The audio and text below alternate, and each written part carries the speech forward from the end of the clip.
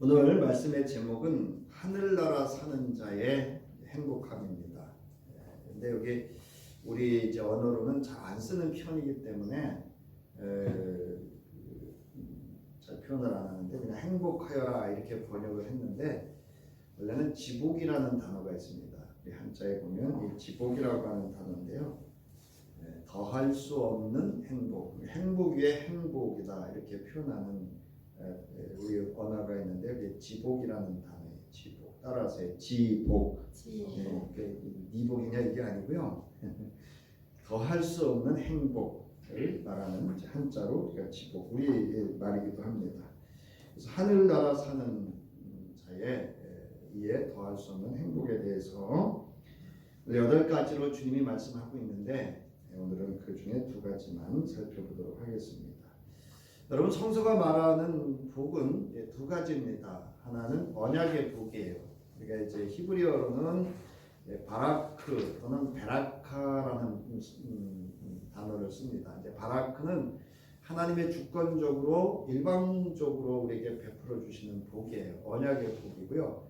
베라카는 뭐냐면 하나님께서 그 사람에게 그 복을 주어서 그 복을 누리게 하는, 우리가 번역할 때는 이 축복이라고 하는 단어를 쓸 때 히브리어로 베라카라는 단어를 씁니다. 그래서 창세기 12장에 2절로부터 3절에 보면 아브라함에게 말씀하실 때 이 2 단어를 같이 씁니다. 나는 복의 근원이 될 거다 할 때 그 복은 이제 베라카라는 복을 쓰고요. 또 너에게 복을 주어서 할 때 이 복은 언약의 복으로서 이제 바라크라고 하는 단어를 씁니다. 또한 이 이제 바라크라고 하는 단어 또는 이 베라카라고 하는 단어의 의미는 이처럼 언약의 복을 받아서 그 복에 대한 하나님에게 반응하는 것도 복이에요. 우리가 예배하는 것도 복이고 이것도 바라크고요. 찬양하는 것도 바라크고 기도하는 것도 바라크고요. 우리가 감사하는 것도 바라크입니다. 그래서 하나님이 우리에게 주시는, 하나님의 주권적으로 전적으로 베풀어 주신 은혜의 복이, 또 언약의 복이 바라크이고 그에 반응하는 것도 바라크입니다. 그래서 헬라어로는 율로기오라는 이 단어를 씁니다. 그래서 예수께서 빵을 떼어서 나누실 때 하늘을 들어서 감사 기도를 드리시고 축복하셨다 할 때 이 축복이라는 단어가 이제 바라크 또는 율로게오라고 하는 헬라어로 이렇게 번역을 하고 있습니다. 그 다음에 조금 전에 말씀드렸듯이 지복이라는 단어가 있습니다. 이쪽에 있는데요, 이 지복이라고 하는 단어는 하나님께서 주신, 하나님의 전적인 주권 속에서 베풀어 주신 은혜를 누리는 복을 말합니다. 그래서 이 복은 시편 1편에 나오는데요, 에쉐르라는 단어를 씁니다. 그래서 시편에 보면 1편에 보면 복 있는 사람은 할 때 이 복이 아쉐르입니다. 그래서 이 바라크 또는 이 베라카, 그러니까 바라크, 하나님의 언약의 복 또는 은혜를 받아서 그것을 누리는 것을 아는 자가 누리는 복을 말합니다. 그래서 우리가 이 단어를 지복이라고 하는 단어로 이렇게 번역을 합니다. 그래서 하나님의 주권으로 부어주신 언약의 복을 그의 존재와 삶으로 누리는 행복, 즉 이 땅에서 그 무엇으로, 그 어떤 것으로도 얻어서 누릴 수 없는, 더할 수 없는 행복을 말할 때 에쉐르라고 하는 그런 단어를 쓰고요. 오늘 본문에 나와 있는 마태복음 5장 3절로부터 10절에 나와 있는 이 복, 이 마카리오스라고, 이제 히브리어 에쉐르를 마카리오스라고 하는 헬라어로 72년에서 번역을 하고 있습니다. 그래서 오늘 이 5장 3절로부터 이 10절에 있는 이 복은 예수 그리스도로 말미암아서 하나님 나라를 누리는 자가 누릴 수 있는 그런 이 땅에서 더할 수 없는 행복을 또는 행복함을 의미합니다. 그래서 누가복음 6장 20절부터 22절에도 보면 이제 마태는 유대인들을 대상으로 해서 이 복음서, 유대인들의 개종한 기독교인들을 대상으로 해서 유대교 배경을 가지고 마태복음서를 썼는데 누가복음은 좀 이거를 요약을 했어요. 그런데 바로 이 4장, 누가복음 4장의 내용과 그거를 이제 연장선에서 같은 문맥에서 볼 수가 있는데요. 누가복음 6장 20절부터 20절에 보면 너희 가난한 사람은 복이 있다. 오늘 본문에 나오는 그 복과 같은 마카리오스라고 하는 복의 단어를 쓰고 있습니다. 이처럼 성서에는 언약의 복, 하나님의 주권 속에서 전적으로 베풀어 주시고 또 이루어질 성취하실 복이 있고 또 그것을 누리는 행복한 복이 성서에 큰 맥을 가진 복이라고 하는 단어의 개념을 가지고 있습니다. 자, 산상보훈의 주제는 하나님 나라다 말씀을 드렸어요. 그래서 마태복음 5장부터 7장까지의 내용은 예수께서 예수 그리스도로 말미암아 이루어진, 사실은 앞에 셋자가 붙어야 되는데요. 그러면 또 그 의미가 좀 이제 축소될 수가 있어서 이 뭐지 이렇게 되는데 사실은 하나님 나라를 주제로 하고 있고요. 예수께서 제자들에게 이제 하나님 나라를 가르치시는 내용이 기록되어져 있습니다. 그리고 오늘 본문 5장 3절부터 10절은 하늘나라 사는 자의 행복, 즉 지복의 8가지를 말씀하고 있습니다. 그런데 이 3절로부터 10절의 중요한 그 핵심적인 배경이면서 이 공통된 주제는 11절로부터 12절이 그 말씀의 배경입니다. 그래서 11절로부터 12절에 보면 나로 말미암아라는 표현이 있어요. 그래서 3절로부터 20절도 예수 그리스도로 말미암아 하늘나라를 소유한 자, 또 얻은 자, 또는 누리는 자 이렇게 됩니다. 그래서 나로 말미암아 너희를 욕하고 박해하고 거짓으로 너희를 거슬러 모든 악한 말을 할 때는 너희에게 복이 있다. 기뻐하고 즐거워하라. 하늘에선 너희의 상이 크니라. 너희 전에 있던 선지자들도 이같이 박해하였느니라. 무슨 말씀이죠? 성도들이 지금 어떠한 상태에 있다는 거예요? 박해를 받고 있는 상황에 있음을 알 수가 있습니다. 그래서 이렇게 예수 그리스도로 말미암아 하나님 나라, 그리고 그 하나님 나라에서 누릴 수 있는 행복을 가진 성도가 이제 이 박해 속에서 어떠한 신앙의 태도 또 신앙의 삶을 살아야 되는지를 이야기하고 있음을 알 수가 있습니다.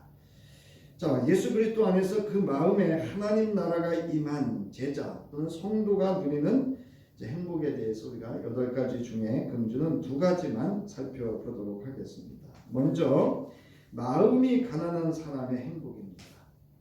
마음이 가난하다는 것은 하나님의 시선으로 자신을 바라보고 영적 자각을 할 수 있는 상황을 말합니다. 그래서 지난주에 말씀드렸듯이 심령이 가난하다, 마음이 가난하다는 것은 자기가 영적으로 파산되어 있는 상태를 아는 것을 말합니다. 그러니까 하나님의 시선으로 자기를 성찰해 보니까 자기가 믿음도 좋고 뭐 막 이런 줄 알았는데 하나님의 시선으로 자신을 돌아보고 영적 자각을 해보니까 영적으로 파산된 상태. 그래서 다시금 예수 그리스도 안에서 이것을 회복해야 되는, 그래서 예수 그리스도 안에서 하나님 나라를 회복할 수 있는 심령을 바로 마음이 가난한 심령이다 이렇게 말씀을 하고 있습니다. 또한 마음이 가난하다는 것은 하나님의 시선으로 자신을 바라보고 사람과 세상을 하나님의 시선으로 바라보는 자가 누리는 복입니다. 여러분, 우리는 세상을 바라볼 때 하나님의 시선으로 세상을 바라봐야 돼요. 하나님의 공의로우심은 공평과 공정함이 함께 더해져 있는 것을 의미합니다. 그래서 지난주 찬양 예배 때 공평과 공정에 대해서 말씀을 드렸던 바가 있습니다. 그래서 모두에게 공평하시지만 또 공정하게 모두에게 하나님께서는 하나님의 정의를 실현해 가고 또 그 사랑을 자비로우심으로 실현하고 있음을 말씀을 드렸습니다. 따라서 이 마음이 가난한 자는 하나님의 시선이 머무는 곳에 그의 마음과 시선이 있어서 하늘나라를 사는 자의 직복을 누릴 수가 있습니다. 여러분 사무엘하 6장 18절부터 22절에 보면 다윗이 아비나답의 집에 있는 하나님의 언약궤를 다윗성이라고 했죠. 예루살렘 성으로 옮깁니다. 그리고 나서 그 다윗이 하나님 앞에 번제와 화목제를 드리고 여호와의 이름으로 백성에게 복을 빌어주고 이제 그들에게 빵을 나눠주면서 축제를 하죠. 그러면서 여러분이 잘 알고 있는 내용입니다. 다윗이 언약궤가 예루살렘 성으로 올 때 그 앞에서 어떻게 했죠? 춤을 추었습니다. 춤을 췄는데 또 어떻게 췄어요? 뭐가 흘러내리는 것도 모르고 바지가 흘러내리는 것도 모르고 춤을 추었습니다. 그러자 그의 아내와 딸이 이것에 대해서 왜 추하게 왕이 그렇게 백성들 앞에서 어리석게 행했느냐 이렇게 이야기를 합니다. 그때 이 사무엘하 6장 여러분 21절 보세요. 다윗이 미갈 딸입니다. 미갈에게 대답하였습니다. 그로써 내가 주님 앞에서 그렇게 춤을 추었소. 주님께서는 그대의 아버지와 그의 온 집안에 있는데도 그들을 마다하시고 나를 뽑으셔서 주님의 백성 이스라엘을 다스리도록 통치자로 세워주셨소. 그러니 나는 주님을 찬양할 수밖에 없소. 나는 언제나 주님 앞에서 기뻐하며 뛸 것이요. 내가 스스로를 보아도 천한 사람처럼 보이지만 주님을 찬양하는 일 때문이라면 이보다 더 낮아지고 싶소. 그래도 그대가 말한 그 여자들은 나를 더욱더 존경할 것이요 라고 이렇게 말합니다. 그러니까 하나님의 시선으로 자신을 바라봐도 자신이 왕이 될 수 없었고 자신의 추한 모습을 볼 수 있다는 거예요. 그러나 하나님의 시선으로 이웃과 세상을 바라보면서 하나님의 이름과 그 영광, 하나님의 언약궤, 하나님께서 자신을 택해 주시고 그를 찬양할 수 있음에 대해서 말할 수 있는 다윗의 신앙 고백을 통해서 다윗이 바로 마음이 가난한 사람이었다라는 것을 알 수가 있습니다. 자, 다윗은 자신을 하나님의 시선으로 바라봄으로 영적 자각을 할 수 있었습니다. 이렇게 하나님의 시선으로 자신을 바라볼 수 있는 그 마음에 하나님 나라가 임한 가난한 심령은 하늘나라를 사는 자의 더할 나위 없는 복, 즉 세상이 줄 수 없는 행복함을 누릴 수 있습니다. 그래서 오늘 3절에서도 천국이 하늘나라가 그들의 것이다. 하와는 하나님의 시선이 아닌 자신의 시선으로 육신 또는 세상의 시선으로 바라보았기에 생명나무를 바라본 것이 아니라 선악을 알게 하는 나무의 열매를 자신의 욕망을 채우기 위해서 바라보았습니다. 창세기 3장 6절부터 7절에 보면 그 여자가 그 나무의 열매를 보니 보암직도하고 보암직도하다. 직이라는 얘기는 가짜라는 얘기예요. 육신의 정욕. 그래서 이거를 이제 요한일서에서는 육신의 정욕, 안목의 정욕, 이생의 자랑이다. 이 3장 6절을 사도 요한은 해석을 하고 있습니다. 여기 보면 탐스럽다는 표현을 씁니다. 슬기롭고 지혜롭게 할 만큼 탐스러웠다. 여러분 지혜의 근본 누구시죠? 하나님과 동등됨을 취하려고 했던 이 하와의 끝없는 욕망을 여기서 볼 수가 있습니다. 즉 하나님의 시선으로 자신을 본 것이 아니라 자신의 육신의 시선으로 하나님을 바라봤음을 알 수가 있습니다. 다윗처럼 하나님의 시선으로 나를 바라보았을 때 그의 운명이 새롭게 달라졌습니다. 여러분 다윗은 가늠한 사람이었어요. 아주 보잘것없는 이가 사무엘에 의해서 발탁이 됐고요. 왕이 되자 간음을 했고요. 이것을 위해서 살인을 했던 사람입니다.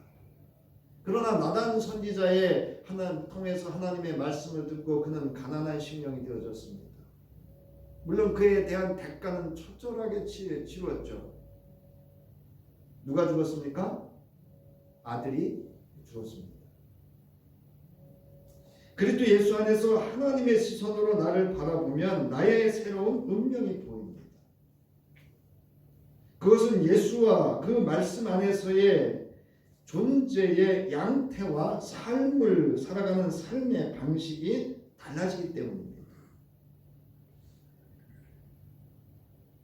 옛 성품과 기질을 내려놓고 새로운 성품으로 인생을 경영하게 됩니다.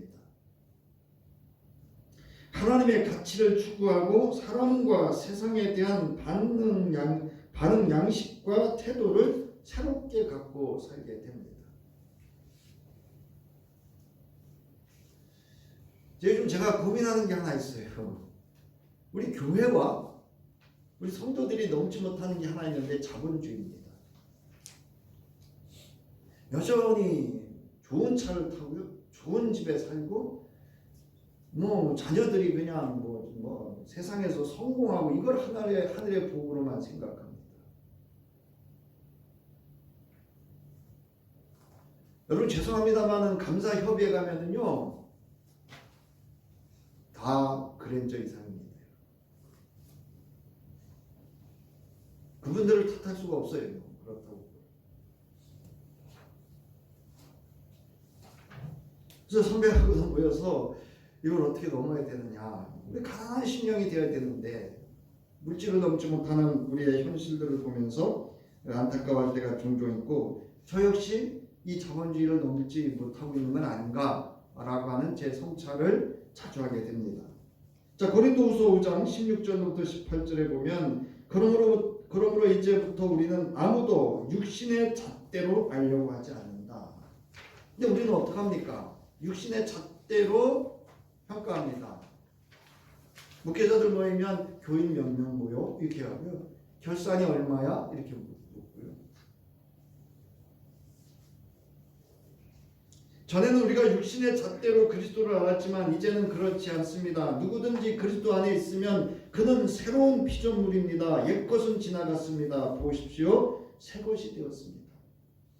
이 모든 것은 하나님에게서 났습니다. 여러분 그렇게 믿습니까? 내가 오늘 먹고 입고 마시고 내가 건강하게 삶의 터전에서 수고한 대로 열매를 거두고 살아갈 수 있는 모든 것이 다 하나님에게서 난 것으로 여러분 믿으시기를 주의 이름으로 축원합니다. 하나님의 시선으로 정말 가난한 심령으로 나 자신과 우리의 삶을 바라볼 수 있어야 합니다. 그가 하늘을 소유한 자의 삶입니다.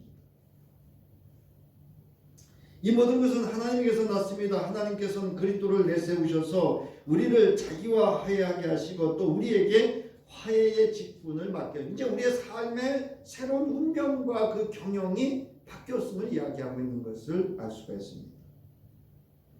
두 번째로는요, 슬퍼하는 사람의 복입니다. 여러분 슬퍼하는 게 복인가요? 애통해하는 것이 복인가요? 여기 슬퍼하다라고 하는 것은, 애통한다라고 하는 것은 72역에 보면 죽은 사람에 대한 애도 또는 자신과 타인의 죄에 대한 결과를 탄식하는 아픔을 묘사하는 말입니다. 진실로 애통하는 자는 하나님의 시선으로 자신을 성찰하고 자신의 죄에 대해 깊이 슬퍼하고 철저히 애통하는 자의 자리에까지 나가는 사람을 말합니다. 특별히 이 애통은 영적인 측면의 애통을 말하는 것으로 인간과 하나님 사이를 갈라놓는 모든 불의에 대한 애통이에요. 나와 하나님과의 관계에 죄로 말미암은 불의도 말하지만 이웃과 세상이 하나님 앞에 범하고 있는 범죄에 대해서도 슬퍼할 수 있고 애통할 수 있는 것을 말합니다. 사람들이 자랑하던 바로 그 도덕성과 자기의에 대한 애통이죠. 하나님의 뜻을 진지하게 찾고 끝끝내 구하고 찾고 두드리는 애통입니다. 요즘 이런 거 보기 힘듭니다. 여러분 세상을 바꾸려면 물론 길거리 나가서 피켓 들고 하는 건 백성으로 할 수 있어요. 그러나 믿음의 사람이라고 한다면 철저히 하나님 앞에서 이 나라와 민족을 위해서 이 모든 일들을 위해서 애통함의 기도가 있어야 됩니다. 그것이 없다고 한다면 그냥 이념에 빠져서 매몰되어서 그냥 그렇게 하는 거예요. 여러분 욥기서 1장 20절부터 22절에 보면 이렇게 나와 있습니다. 이때 욥은 일어나 슬퍼하며 겉옷을 찢고 머리털을 민 다음에 머리를 땅에 대고 엎드려 경배하면서 슬퍼했습니다. 애통해했습니다. 22절 보세요. 이렇게 욥은 이 모든 어려움을 당하고서도 죄를 짓지 않았으며 어리석게 하나님을 뭐 하지 않았다고요? 원망하지 않았습니다. 근데 우리는 어떻죠? 여러분 하루아침에 여러분 자녀를 잃고요, 재산을 다 잃고요, 아내를 잃고 자신의 몸에 병이 들었다고 생각, 욥의 처지에 내가 처했다고 생각해 보세요. 죄는 짓지 않을 수 있지만 하나님을 원망하지 않을 수 있을까요? 쉽지 않습니다. 아니 결코 할 수 없는 일일 수도 있습니다. 욥기서 기자는 욥에 대해서 이렇게 증언합니다. 욥기서 1장 1절과 5절에 보면 그는 흠이 없고 정직하였으며 하나님을 경외하며 악을 멀리하는 사람이었습니다. 그리고 자녀들을 혹시나 자녀들이 범죄했을까 싶어서 하나님 앞에 제물을 바쳐서 제사를 드렸던 사람입니다. 그래서 거기 뭐라고 해야 되냐면요, 욥기서 1장 5절에 그랬어요. 욥은 모든 일에 늘 이렇게 신중하였다. 근데 우리는 어떻습니까? 이런 욥에게 까닭을 알 수 없는 환난이 닥쳤을 때 그는 하나님 앞에 엎드려 애통해하였습니다. 슬퍼했습니다. 그의 하나님께서는 욥을 위로하셨습니다. 욥기서 42장 10절부터 10절에 보면 욥이 주님께 자기 친구들을 용서해달라고 기도를 드리고 난 다음에, 이게 가능한 얘기입니까? 여러분 지금 욥이 아직 지금 모든 게 회복된 상태가 아닙니다. 그런데도 하나님을 만났고 주의 말씀을 듣고 그가 영적 자가 깨달은 후에는 친구를 위해서 오히려 기도를 할 수 있었습니다. 이웃도 하나님의 시선으로 바라볼 수 있었습니다. 그때 욥의 재산을 회복시켜 주셨고 이전에 가졌던 것보다 배나 더 돌려주셨습니다. 자, 욥은 마태복음 6장 33절의 말씀처럼 먼저 뭐를 구했어요? 하나님의 나라와 그의 의를 구했던 사람입니다. 그때 이 모든 것을 더해주시는 하나님의 은혜를 경험하신 줄, 하나님의 위로를 받으신 줄 믿으시기를 주의 이름으로 축원합니다. 그러면서 그렇게 말씀 보세요. 11절에 그를 동정하기도 하고 또 위로하기도 합니다. 이제 하나님께서 그의 가족과 친구들을 보내주셔서 하나님의 위로하심을 경험하게 합니다. 예수께서 전하신 첫 복음의 선포가 회개하여라 하늘나라가 가까이 왔다라고 말씀하고 있습니다. 이렇게 죄에 대한 애통함이 없으면 영적 무감각과 또는 무기력에 빠지게 됩니다. 자신에 대한 죄에 대한 자각이 없어요. 사회에서 일어나고 있는 범죄에 대한 공감이 없습니다.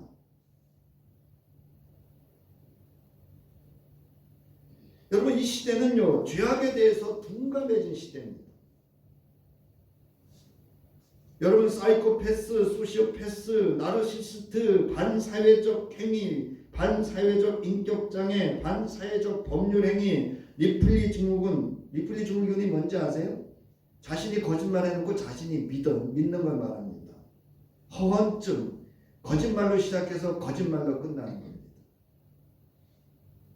조현병.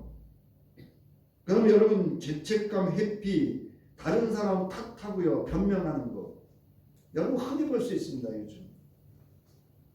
여러분 범죄자들 나와서 인터뷰하는 거 가만히 보세요. 가슴이 철렁철렁 내려앉지 않나요? 우리 이웃에 그런 한 사람이 있다고 생각해 보세요. 우리 발 이렇게 두 다리 뻗고 잠 못 잡니다. 근데 오늘 우리 성도들도요, 하나님 앞에서 영적 무감각, 무기력에 빠져서요, 죄책감, 참회, 회개 없습니다. 예수 그리스도 안에서 하나님과 그 말씀의 관계에 대한 영적 자각을 통한 애통함은 하나님과의 관계를 회복하고 더 깊게 합니다.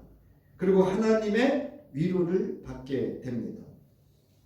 누가복음 18장 9절로부터 14절에 보면 여러분 잘 아시는 내용이기도 합니다. 두 사람이 예수께서 비유로 말씀하시는데요. 두 사람이 기도하러 성전에 올라갔습니다. 한 사람은 바리새파 사람이고요. 다른 한 사람은 세리였습니다. 바리새파 사람은 서서 기도했어요. 혼자말로 이렇게 기도합니다. 하나님 감사합니다. 나는 남의 것을 빼앗는 자나 불의한 자나 가늠한 자나 다른 사람들과 같지 않으며 더구나 이 세리와는 같지 않습니다. 무슨 죄를 범하고 있죠?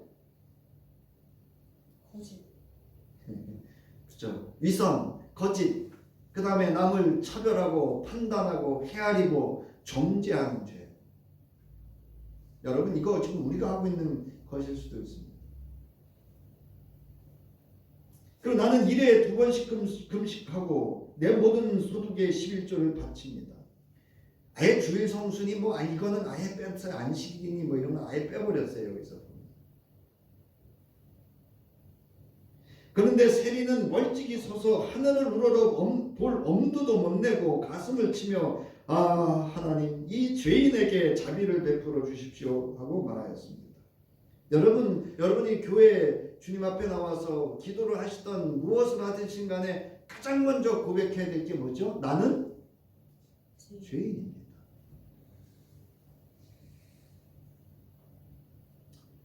내가 너희에게 말한다. 의롭다는 인정을 받고서 자기 집으로 내려간 사람은 저 바리새파 사람이 아니라 이 세리다. 이 세리는 뭐 받고 갔다는 거예요? 하나님께 인정을 받고 위로를 받고 갔다는 거예요. 하나님의 격려를 받았다는 거예요. 누가복음 18장 9절부터 14절에서 예수께서는 회개하지 않는, 슬퍼하지 않는, 자기 죄에 대하여 슬퍼하거나 애통하지 않는 바리새파 사람의 애통이 없는 자기 의만을 드러낸 기도가 아닌 하나님의 시선으로 자신을 바라보면서 가슴을 치며 진실로 애통해야 하는 세리가 하나님의 위로를 받게 됨을 말씀하고 있습니다. 오늘 본문의 내용상으로 볼 때는 예수의 가르침은 하나님의 말씀대로 사는 이들이 세상 가운데에서 무고히 고난을 받는 참담한 현실에 대한 슬픔을 말하는 것으로 볼 수 있습니다. 그러나 죄에 대하여 하나님 앞에 진정으로 회개하는 자와 예수 그리스도 안에서 하나님께서 원하는 삶을 살아가는 하나님의 백성이 겪는 고난이나 세상이 하나님의 공의 즉 하나님 나라가 하늘에서와 같이 이 땅에서 이루어지지 않는 데에 대한 애통함이기도 합니다.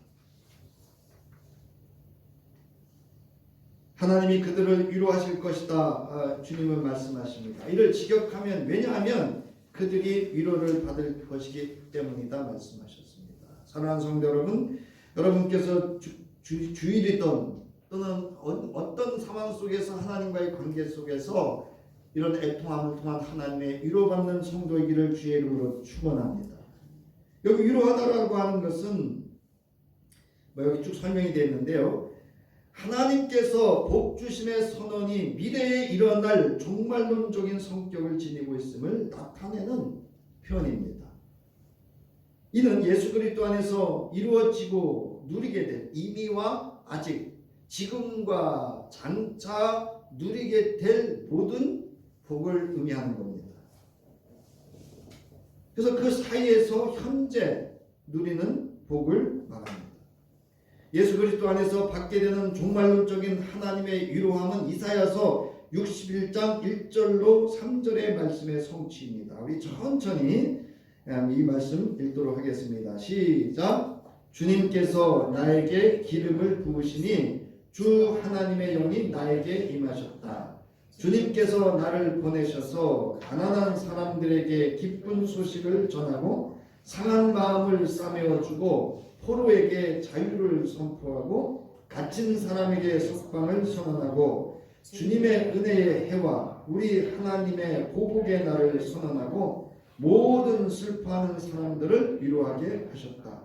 시온에서 슬퍼하는 사람들에게 제 대신에 화관을 씌워주시고 슬픔 대신에 기쁨의 기름을 발라주시며 괴로운 마음 대신에 찬송이 마음에 가득 차게 하셨다. 그리하여 사람들은 그들을 가리켜 의의 나무 주님께서 스스로 영광을 나타내시려고 손수 심으신 나무라고 부릅니다. 이 나무가 누구죠?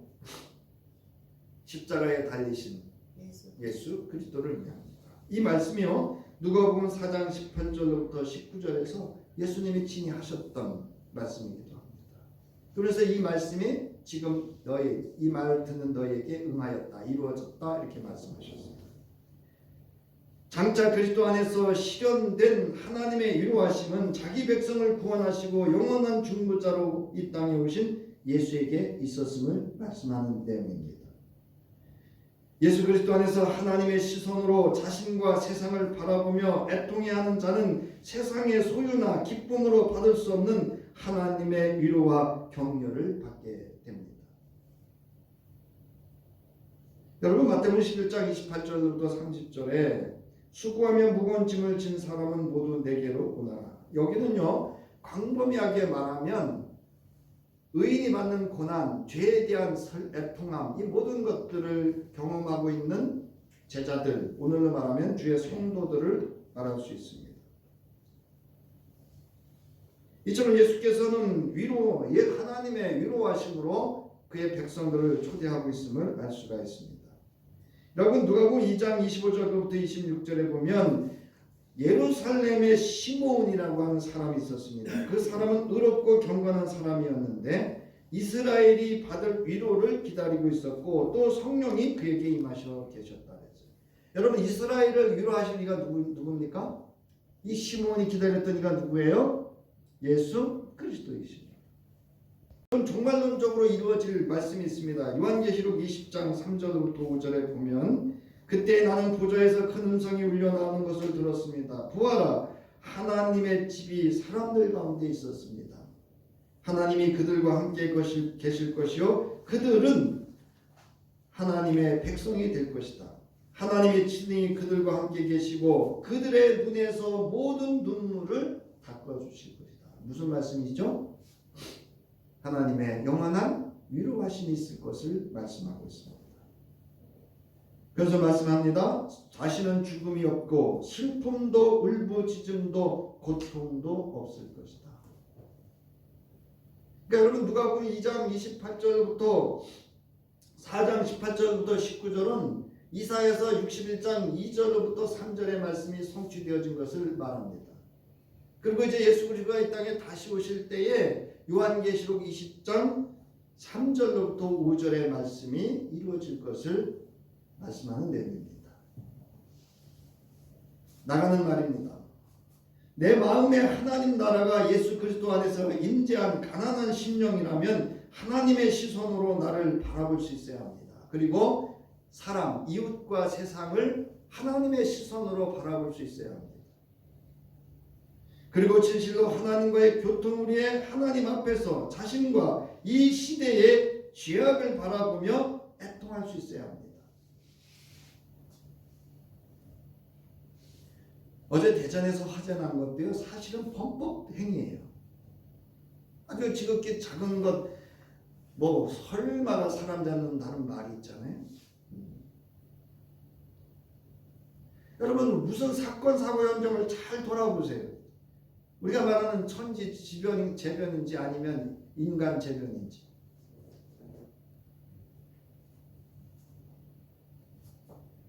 여기 뭐 원교에는 없습니다만은 브라질에 가면 아주 우리가 잘 아는 곳이 있습니다. 거기를 벌목을 합니다. 그래서 콩을 심어요. 그 콩을 왜 심는가 하면은요, 짐승들 먹이려고. 그리고 요즘 우리가 먹고 있답니다. 그 콩을. 우리가 거기 마트에 가서 그 저렴한 콩들이 그 브라질 그쪽에서 나온 건데요.